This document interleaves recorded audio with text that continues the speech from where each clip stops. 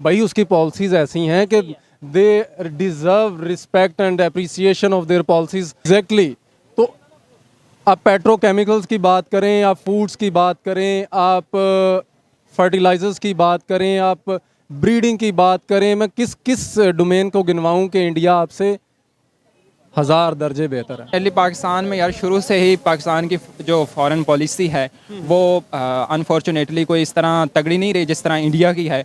मैं इंडिया को एक्नॉलेज करूंगा कि मतलब उनकी खारजा पॉलिसी के हवाले से उन्होंने बहुत अच्छे इनिशिएटिव लिए हैं। एग्जैक्टली उन्होंने फ्रांस से, उन्होंने रूस से अपनी मर्जी की बुनियादों पे उन्होंने मतलब प्रोजेक्ट दिए हैं। और हमारे प्राइम मिनिस्टर कहते नज़र आ रहे थे कि ये जो मैंगो हैं ये मैं पाकिस्तान से लेके आया हूँ, आधे आपके हैं आधे आपके वाइफ के हैं। मतलब इस तरीके से गुफ्तगू करने की बजाय अगर हम यही बात करते कि किसी तरीके से ट्रेड को मजीद बढ़ाया जाए नेशनल लेवल पे, ख़ास तौर पे इस्लामिक कंट्रीज़ के साथ जो हमारे रिलेशन है, कैसे रिलेशन नज़र आ रहे हैं, सऊदीया के साथ, इवन ईरान अफगानिस्तान के साथ क्या रिलेशन नज़र आ रहे हैं।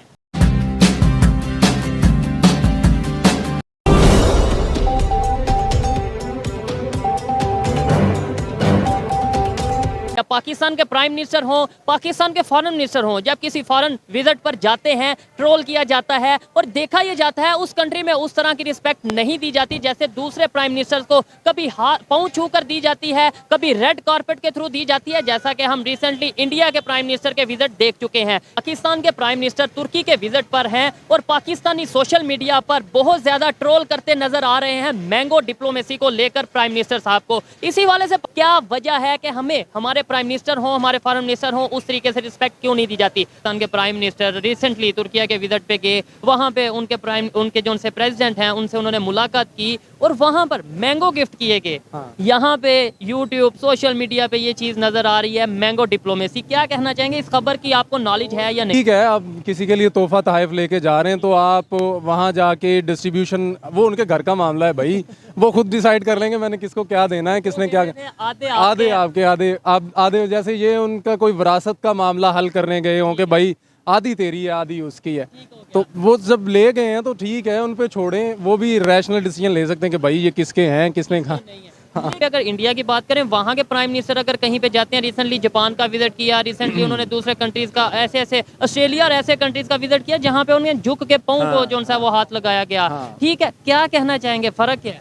अब जब आपके पास कोई ऐसा है ही नहीं कि जिस पे आप इक्वल रिलेशनशिप की बात कर पाएंगे, तो आपको अगर वो गले भी नहीं लगा रहे, आपसे मिल भी नहीं रहे, तो आपको उनके पीछे पीछे जाना पड़ेगा। जैसे हमने देखा, हम तो हमेशा ही ऐसे करते हैं, जैसे लास्ट टाइम भी मैंने किया था, कोर्ट के थाली के बैंगन वाला हिसाब है कि आपकी वर्थ वो नहीं है, आपकी पॉलिटिकल वर्थ वो नहीं है, आपके पास कोई क्लियर एजेंडा नहीं है, आपके पास अपनी कौम को लेके चलने का, रिप्रेजेंट करने का कोई खास मकसद आपके पास नहीं है। इंडिया की अगर हम बात करें तो वो स्टैंड उन्होंने लिया हुआ है और वो डायरेक्शन के मुताबिक चल रहे हैं। कैसे स्टैंड ले पाते हैं? हमें तो ये कहा जाता है ना जी, हम जो है वो इंटरनेशनल पावर्स के दबाव में आ जाते हैं, यूएस के दबाव में आ जाते हैं। 75 साल पहले जो उनकी, मैं हर वीडियो में ऑलमोस्ट ये सवाल करता हूँ कि वो भी तो ऊपर चले गए, वो दुनिया की 5वीं बड़ी इकॉनमी बन के आज वो चाइना से भी ट्रेड कर रहे हैं, यूएस से भी ट्रेड कर रहे हैं, रशिया से भी ट्रेड कर रहे हैं। हमारी ये कंडीशन है कि हम अफगानिस्तान से ट्रेड करते हैं तो यूएस नाराज, यूएस से ट्रेड करते हैं चाइना नाराज, चाइना से ट्रेड करते हैं रशिया नाराज। कोई समझ ही नहीं आ रही है। एग्जांपल के तौर पे बोला मैं। प्राइम मिनिस्टर जो है हमारा, उसको मतलब जो सही लगता है अपने हवाले से कि मैं उस फलां मुल्क के साथ अगर मेरे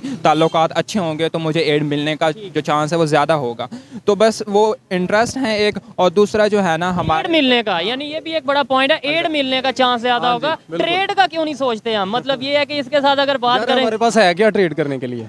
सोचे तो तब ना। एग्रीकल्चर कंट्री है वैसे। एग्रीकल्चर आप देखें, हमने गंदम कहाँ से इंपोर्ट कर रहे हैं, हम दालें रशिया से। तो हम अभी अगर अब मौजूदा हालात की बात करें तो बिल्कुल ज़ाहिर है हमारे पॉलिटिशियन ने, यानी कि जिस तरह हमारी वैल्यू ज़ाहिर फ़ौरन जो पावर्स हैं उनके सामने तो बिल्कुल गिरा दिया है। उसकी वजह क्या है, कैसे गिरा दी?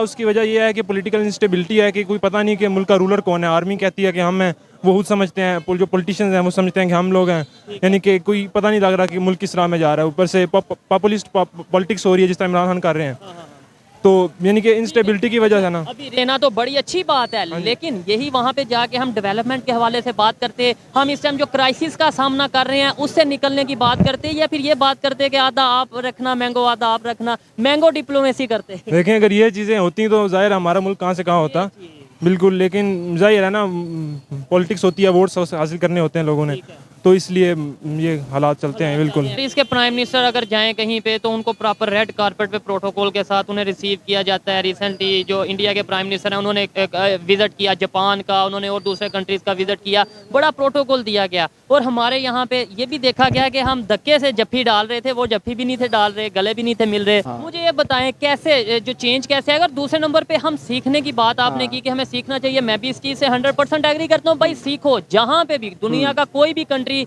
जिसमें कुछ बेहतर हो रहा है वो आप अडॉप्ट करो, चाहे चाइना है, चाहे यूएस है, चाहे अफगानिस्तान है, चाहे इंडिया है। लेकिन बात करें कि 75 साल में हम लोग सीखने की बजाय नीचे से नीचे क्यों जाते जा रहे हैं। वो 75 साल पहले जिस पोजीशन पे थे, आज जिस पोजीशन पे इंडिया वाले हैं, वो किस वजह से गए और हम लोग यहाँ पे अगर हैं तो किस वजह से। ऑलवेज अबाउट पॉलिसी, इंडिया और nation, it's always about the policy. आप दुनिया के किसी भी खित्ते में रह रहे हो, एक प्रोग्रेसिव सोच रखने वाली कौम का ये नज़रिया होता है कि उसने दूसरों से सीखना है, लर्न करना है, बजाय इसके कि हम उस बात को लेके ट्रोल करें कि जी आप इंडिया को सराह रहे हैं। आप भाई उसकी पॉलिसीज़ ऐसी हैं कि they deserve respect and appreciation of their policies.